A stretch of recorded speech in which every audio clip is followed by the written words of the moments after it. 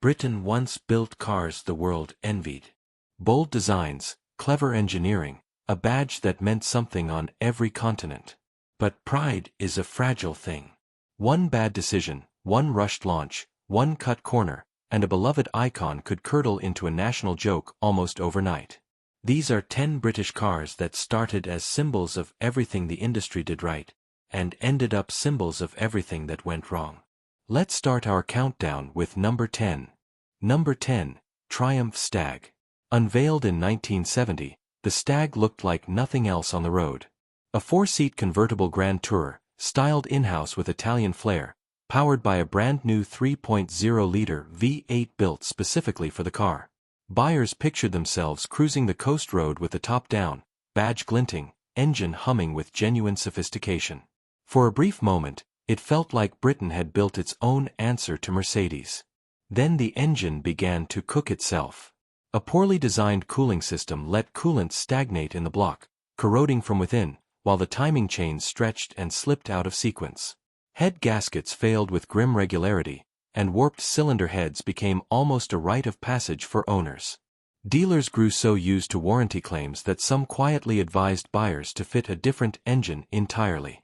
A car meant to announce British sophistication instead announced itself with steam rising from under the bonnet on the hard shoulder. Would you have trusted a brand new engine straight off the drawing board? The next car didn't fail mechanically. It failed at first glance. Number 9. Austin Allegro. Launched in 1973 as the successor to the much-loved Austin 1100/1300, the Allegro carried enormous expectations. British Leland needed a hit, a car that could outsell the Escort and Cortina and prove the industry could still compete. Instead, buyers got a car so awkwardly proportioned that even its own designers reportedly winced at the finished shape, its Cortex steering wheel a genuinely squarish oddity nobody had asked for. Rust attacked the bodywork almost as soon as cars left the factory, front subframes could crack under stress, and the rear window on estate versions had an unfortunate habit of popping out under heavy braking. What was meant to modernize British motoring became, within a few short years, shorthand for everything critics said was wrong with the industry. The car that was supposed to save British Leland's reputation instead became its punchline. Have you ever watched a company bet everything on a car, only for the public to laugh instead of applaud? The next entry wore its badge with pride, right up until it didn't. Number 8. Morris Marina. Rushed into production in 1971 to plug a gap in the range, the Marina was built down to a budget and up against a deadline, using as many carryover parts from older Morris and Austin models as engineers could manage. Early advertising promised a modern, competitive family car ready to take on the Cortina head-on. Buyers queued up expecting a fresh, capable rival.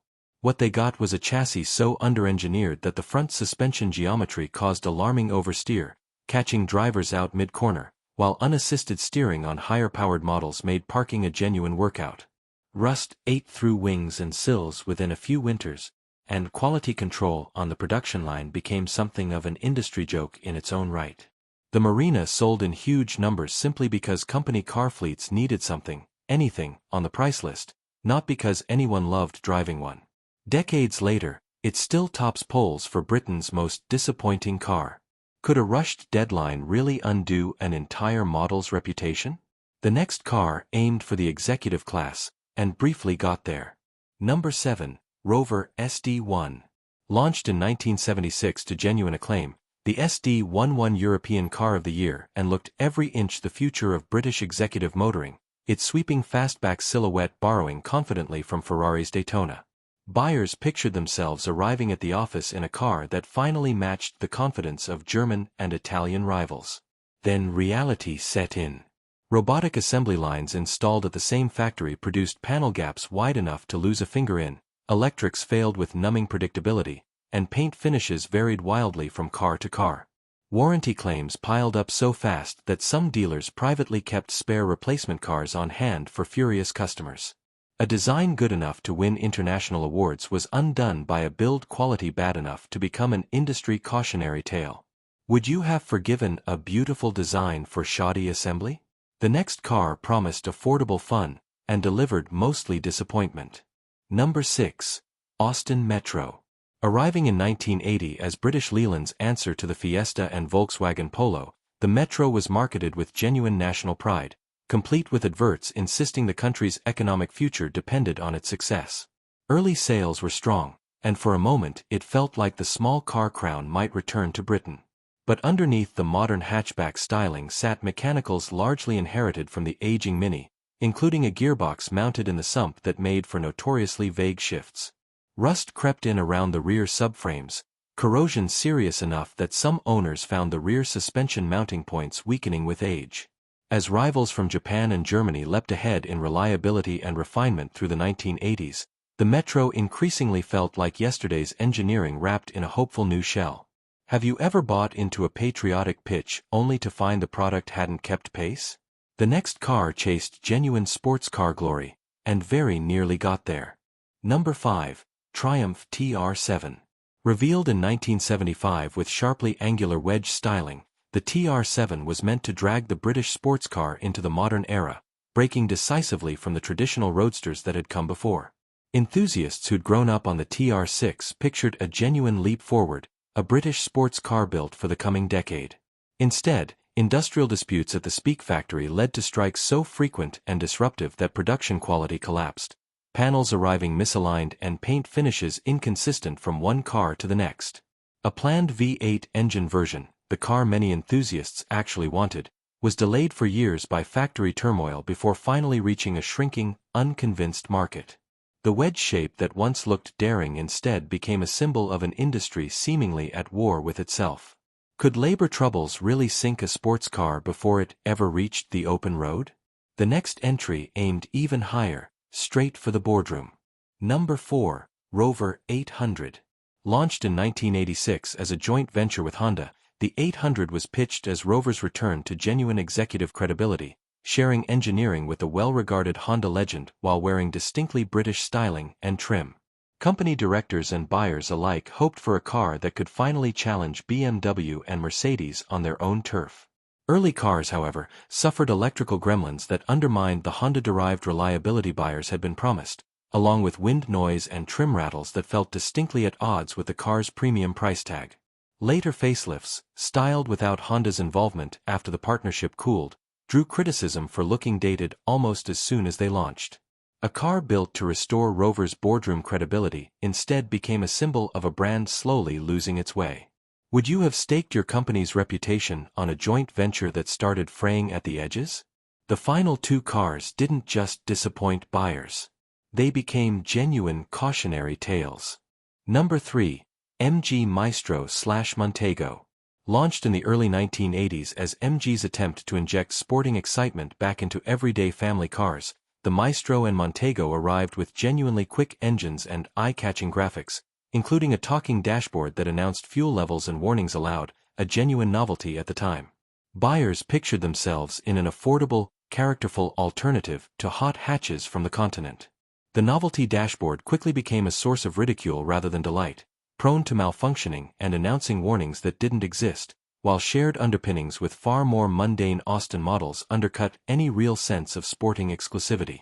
Build quality issues that plagued the wider range, from rust to electrical faults, did nothing to help a car trying to justify a badge built on performance heritage. What was meant to revive MG's sporting spirit instead became a footnote most enthusiasts preferred to forget. Have you ever watched a gimmick undermine a genuinely good idea? The next car wore one of Britain's proudest badges, right into genuine embarrassment. Number 2. Austin Princess.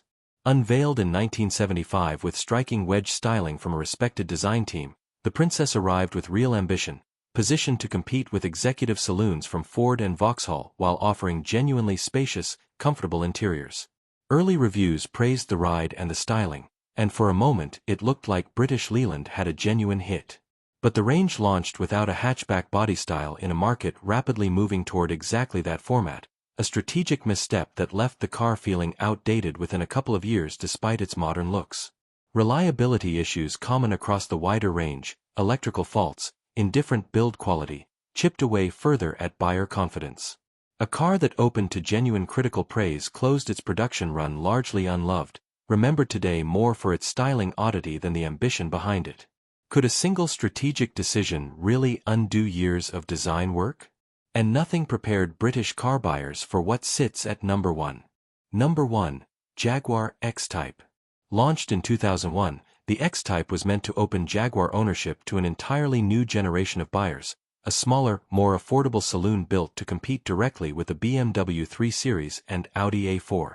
Early marketing leaned hard on Jaguar's heritage of craftsmanship and prestige, promising buyers a genuine slice of that badge at a more accessible price. Underneath the elegant styling, however, sat a platform shared substantially with the humbler Ford Mondeo, a connection that became public knowledge almost immediately and undercut the very exclusivity Jaguar had built its reputation on. Sales fell well short of targets as buyers balked at paying a premium for what many saw as a dressed-up family Ford, and the model's reputation never fully recovered even after later revisions. A brand built on decades of genuine prestige found its most accessible model quietly became one of its most damaging. Would you have paid Jaguar money for what was, underneath, a familiar Ford? That's a sobering way to close this list, fitting for cars that once stood for everything British engineering aspired to. 10 cars, 10 falls from grace, 1 unmistakable truth.